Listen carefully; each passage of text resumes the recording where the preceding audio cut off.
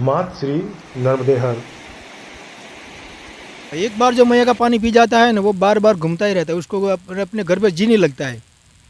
नर्मदा की परिक्रमा ऐसी है, मैया का जो पानी एक बार पी जाता है ना, उसको अपने घर में जी नहीं लगता है। हम आज शिल्पुरा ग्राम में हैं, जो नर्मदा जी के दक्षिण तट पर स्थित ग्राम है। यह परिक्रमा मार्ग है। इस मार्ग पर हमारी भेंट गुजरात के संत जो परिक्रमा पर हैं उनसे हुई है। उनके साथ एक संत और हैं और एक संत डिंडोरी से हैं। आइए परिक्रमा को लेकर उनसे चर्चा करते हैं। महाराज जी नर्मदे हर। नर्मदे हर, माँ नर्मदे हर, माँ नर्मदे हर। महाराज जी परिक्रमा पर हैं। जी जी, परिक्रमा में हम कहाँ से प्रारंभ किए महाराज जी? आरम्भ किया मीठी तला से, उत्तर तट से। हाँ, कहाँ के रहने वाले हैं? मैं गुजरात खेड़ा जिला का हूँ, अहमदाबाद के बगल में छोटा जिला से खेड़ा। मध्य प्रदेश और गुजरात की जीवन दायिनी माँ नर्मदा। तो माँ की परिक्रमा करने की प्रेरणा कैसे हुई? प्रेरणा की ये तो मेरे को नहीं पता, कोई कुछ अगले जन्म का हमारा कुछ कर्म होगा मैया के तट के परिक्रमा का। ऐसे तो मुझे किसी ने नहीं किया कि तुम परिक्रमा लगा लो, ऐसे प्रेरणा मिल गई मैया ने। घर परिवार पे कौन कौन है? घर परिवार में सब कुछ है, लड़का है, भाई है, बीबी है, सब कुछ है। जब आपने मन बनाया कि परिक्रमा में निकलना है तो क्या प्रतिक्रिया थी घर वालों की? तब तो हमारी परिस्थिति बहुत ख़राब थी घर में, पर जब मैंने पहली बार 219 में मैया की परिक्रमा लगाई, इसके बाद मैया की कृपा ऐसी हो गई तो मेरा वो सब कुछ मिलता है जी। पहले पकड़ चुके हैं परिक्रमा एक बार? हाँ, मेरी चौथी परिक्रमा है। जी। आपकी चौथी परिक्रमा है? चौथी, हाँ, ये मैं चौथी बार में परिक्रमा। तो पहली बार कब की थी? मैंने 2018 में शुरू किया था, 11 महीने में, और 19 में संपन्न हो गई। उसके बाद मैया की कृपा बढ़ती गई है। हाँ, एक बार जो मैया का पानी पी जाता है ना, वो बार बार घूमता ही रहता है, उसको अपने घर पे जी नहीं लगता है। नर्मदा की परिक्रमा ऐसी है, मैया का जो पानी एक बार पी जाता है ना, उसको अपने घर में जी नहीं लगता है। घर की सुख सुविधाएं छोड़ के, आदमी आराम छोड़ के नर्मदा जी की तट पर पैदल पैदल चलना, क्या क्या आनंद मिलता है इसमें? जो आनंद घर पे नहीं मिलता सुख सगवरता में, वो आनंद यहाँ मिलता है। मैया के तट पे आश्रम में जाना, साधु संतों से बातचीत करना, मैया में स्नान करना, यहाँ कुछ जानना भी मिलता है। हमारा जीवन में जो कुछ आध्यात्मिक शक्ति, जो सुषुप्त शक्ति है, इसको मैया की परिक्रमा से जागृत हो जाती है। कहीं हमारे पूर्व जन्म की, कहीं हमारे पास सब कुछ शक्ति है, मगर वो सुषुप्त हो गई। इसके जो कोई संत का मिलन हो जाए तो हमारी सुषुप्त शक्ति जागृत हो जाती है। इसीलिए बहुत से संत ये कहते हैं कि आज भी नर्मदा जी के तट पर ऐसी ऐसी आत्माएं जो हैं वो तपस्यारत हैं, तो उनका सानिध्य मिलता है, इसलिए शायद हमारी जो ऊर्जा है वो निकल के बाहर आती है। ऐसा कह रहे हैं लोग कि जो अपने सब चिरंजीवी है, व्यास, कृपाचार्य, अश्वत्थामा, परशुराम, बलिराजा, विभीषण, ये सुसुप्त, वो अभी सुसुप्त अवस्था में यहीं मैया के तट पे ही घूमते हैं, क्योंकि नर्मदा नदी मैया का तट ही ऐसा है जहाँ कलयुग का प्रभाव नहीं पड़ता है, इसलिए वो यहाँ ही रहते हैं सप्त चिरंजीवी, ऐसा बोलते हैं। तो माँ के किनारे जब ध्यान लगाते हैं हम तो क्या महसूस होता है? माँ के किनारे जब ध्यान लगाते हैं तो बहुत बहुत कुछ जानना मिल जाता है, हमारे अंदर से हमको आनंद मिलता है जी। रास्ते में आपने देखा होगा परिक्रमा में बहुत बहुत पैसे वाले भी या बहुत ऊंचे पद में काम करने वाले भी आम परिक्रमा वासियों की तरह परिक्रमा करते हैं। ये भाव कैसे आ पाता है? अब ये तो मैया ही जाने, उसको हृदय में कैसे मैया प्रेरणा करती है, हमारा लग जाते हैं, हमको बहुत ज़्यादा ये मिलता है। अगली साल जब परिक्रमा थे, एक मैया थी मेरे साथ, वो थी नासिक की थी, पूना की थी, और वो SBI में रिटायर्ड मैनेजर थी, और रिटायर्ड होके बाद वो परिक्रमा निकल गई। तो उसने मेरे साथ ऐसी आम आदमी की तरह अपना मैया की परिक्रमा का प्रवास किया है। अभी परिक्रमा के दौरान किन चीज़ों का परहेज परिक्रमा वासियों को करना चाहिए? ये तो ऐसा है कि पहले तो ब्रह्मचर्य का पालन करना चाहिए। जहाँ अपना बुरा जो आदत है, राक्षसी जो विचार है, उसको दबा देना और दैवी शक्ति को जागृत करना है। परिक्रमा में यही खास ध्यान रखने का है। कहीं जाते हैं, कहीं खाना मिलता है, कहीं नहीं मिलता है, तो ऐसा नहीं बोलना चाहिए कि हमको नहीं मिला, हम भूखे मर गए, ऐसा नहीं कहना चाहिए।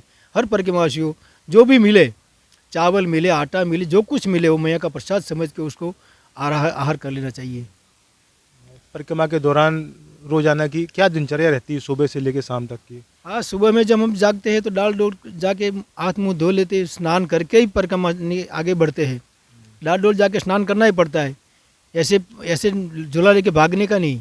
हाँ, यही है इसका पहला नियम, तो यही है कि मैया की पूजा करके ही आगे चलो। हाँ तो शाम को जहाँ रुकना है वहाँ संध्या बंदन वगैरह। हाँ, वहाँ भी आरती पूजा होती है ना शाम को, जब आरती का समय हो जाता है आरती पूजा करते हैं, इसके बाद ही भोजन करते हैं। अभी परिक्रमा पर हैं आप, घर वालों से बातचीत होती है? हाँ, कभी कभी फ़ोन पे बात किया करते हैं। हाँ, बहुत जी नहीं लगाना घर पे। मतलब निकल गए तो निकल गए घर। निकल गए तो निकल गए, मैया की कृपा, क्या निकल गए, पर जो घर वाला जाने वो उसका काम जाने। आम आदमी एक दो दिन के लिए घर से बाहर जाता है तो उसे घर की चिंता लगी रहती है। परिक्रमावासी इतने समय के लिए घर से बाहर निकलते हैं, लेकिन माँ का आशीर्वाद ऐसा है कि कोई चिंता नहीं। हाँ, मैया की कृपा से ऐसा हो जाता है, अपने घर को हमको याद आती ही नहीं, घर की याद ही नहीं आती। मेरे को भी बहुत कुछ करने का काम करने, घर का काम करने का बहुत कुछ करने का है, मगर जब परिक्रमा निकल जाता है तो घर की कुछ याद नहीं आती है, न बीबी न बच्चा न कोई परिवार को हमको दिमाग में आता ही नहीं। साधु संत के साथ सत्संग हो रहा है बढ़िया। बहुत बहुत साधु मिलते हैं यहाँ मैया के तट पे, बहुत साधु मिलते हैं, ऐसी ऐसी सिद्धियाँ वाले साधु मिलते हैं जिसके साथ सत्संग होता है, उनका चरण छूना भी भाग्य में मिलता है। नर्मदा कहाँ से महाराज जी? भावनगर जिला तो परिक्रमा की इच्छा, पहली परिक्रमा आपकी? पहली परिक्रमा है। पहला कैसे मन हुआ? बस બે વખત દ્વારકા જી આવ્યો હાલી, એકદમ ડાકોર જી આવ્યો, પછી આ ગુરુ મળી જાય એમને હારે ચાલતા થઈ ગયા। क्या उम्र होगी आपकी? 60 વર્ષ આવી છે, 60 तुम्हारा उम्र उम्र उम्र आयु कितनी होगी आपकी? वरस कितना तुम्हारा? વર્ષ તો તમે કહી દો ને। 80 कौन मने क्या है? 80 વર્ષ। घर पे कौन कौन है? છોકરા છે 2 2। उन्होंने कुछ बोला नहीं? आप परिक्रमा में जा रहे हैं જાઓ तो आनंद आ रहा है यहाँ पे? સુરત છે હમણાં ફોટા મોકલાયા ને, जी એક ભાવનગર है। जी। यहाँ आनंद आ रहा है बढ़िया परिक्रमा में? हाँ बहुत आनंद આવે। तो 80 साल के हैं आप, पैदल चल लेते हैं? हाँ चालू છું અમને હારે, कोई कोई- दिक्कत नहीं? માતાજીની દયા છે, खाना पीना बढ़िया मजे में? બધું બધું મળી રહે। रोज घूमना फिरना चलना। આવો આવો બધું માતાજીની દયા। एक परिक्रमा हो जाएगी, इसके बाद इच्छा होगी दूसरी करने की? હવે માતાજીની દયા, जी ઉંમર થઈ ગઈ ને, जी। બધું કરવું પડે, નાવું ધોવું, ઉંમરને ઠંડી લાગે ને બે। हमारे यहाँ 50 साल की उम्र के हो जाते हैं लोग, तो कहीं पैर में दर्द हो रहा है, कहीं बीपी बढ़ रहा है, शुगर बढ़ रहा है। आप लोग 80-80 साल में परिक्रमा कर रहे हैं। માતાજીની દયા પૂરી, ભગવાનની દયા છે। जीवन में होना चाहिए जैसे पहले होता था कि एक समय बाल आश्रम का हो गया, गृहस्थ का हो गया, उसके बाद संन्यास का जो समय है, आज का समय, मतलब ये बहुत आनंददायक समय जैसे भगवान के साथ निकलना। क्या कहेंगे उस पर? मेरा तो कहना यही है कि जब हमें संन्यास आश्रम मिल जाए, 25 साल तक पढ़ाई करने का, 25 साल का आपका संसार का व्यवहार करना, 50 साल के बाद जब वन में प्रवेश करते 51 की साल हो जाती, तभी मैया की परिक्रमा लगा लेनी चाहिए, निकल जाना ही चाहिए। यही हमारा कर्म है। बच्चों के लिए बहुत किया, परिवार के लिए बहुत किया, मगर कुछ अपने लिए भी करना चाहिए। जब आप परिक्रमा आपने नहीं की थी उस समय आपकी सोच और परिक्रमा करने के बाद क्या सोच में अंतर आया? जी जी, परिक्रमा करने के बाद तो बहुत परिवर्तन आ गया। जो पहले तो मेरा जीवन जीने का स्टाइल था वो भी सुधर गया है, और जो लड़ाई झगड़ा ऐसा बोलना चालना वो सब कुछ क्रोध बिल्कुल नहीं आता है, कोई कुछ भी कहे ना। हाँ, ये तो बहुत परिवर्तन आ जाता है मैया की परिक्रमा। क्रोध आदमी का दुश्मन है, कहना क्रोध पे जो विजय पा ले वो आदमी देवत्व की ओर चला जाता है। तो मैया की कृपा से होगा जाता है। वैसे तो मैं ऐसा तो नहीं कहता मेरे को क्रोध नहीं आता, मगर मैया की कृपा से जीवन का बदलाव बहुत आ जाता है, बहुत बदलाव आ गया। अभी की स्थिति में माने तो परिक्रमा जैसे मैया की सेवा कर रहे हैं आप, तो अपने जीवन को धन्य मानते हैं आप? हाँ, बहुत धन्य मानते हैं, हमारा जीवन बहुत धन्य हो गया मैया की कृपा से। हम चौथी परिक्रमा कर रहे हैं।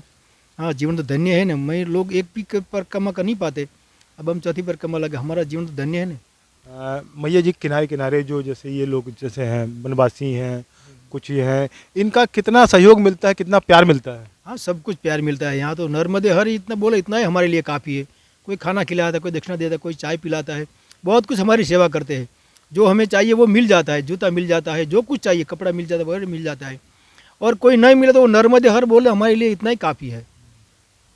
देखते हैं दुनिया में लोग पैसे के पीछे दौड़ रहे हैं, संसाधनों के लिए।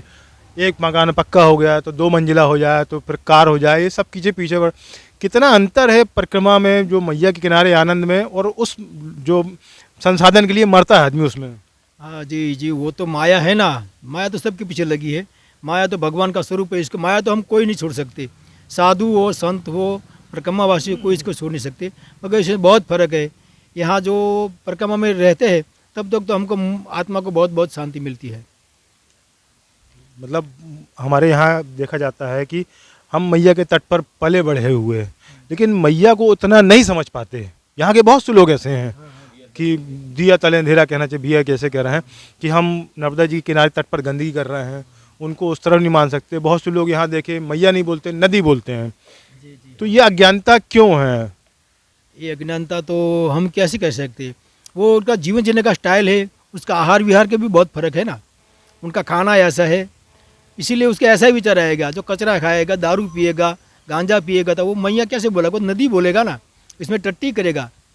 हाँ, ये तो उनका आहार विहार का, उनका जीवन जीने का स्टाइल ही ऐसा है, हम क्या करें उसमें। तो मैं तो बहुत बोलता हूँ, परिक्रमा में बहुत लोगों को बोलता हूँ कि भाई ये छोड़ दो तुम, ये मैया है अपनी, हाँ, इसका तुम आदान प्रदान करो, इसका नमन करो, हाँ, तो तुम्हें सुखी हो जाओगे, तुम्हारा जीवन अच्छा रहेगा, तुम्हारा बाल बच्चा, तुम्हारा परिवार भी आगे बढ़ेगा, तुम भी आगे बढ़ोगे। ये बर्बादी का छोड़ दो, ये आबादी के पीछे लग जाओ। मैं तो बहुत कुछ बोलता हूँ, अगर किसी को दिमाग में लग जाए तो लग जाए, मेरा तो कहने का फ़र्ज है, और उनको जाने, उसका काम जाने। नर्मदे हर।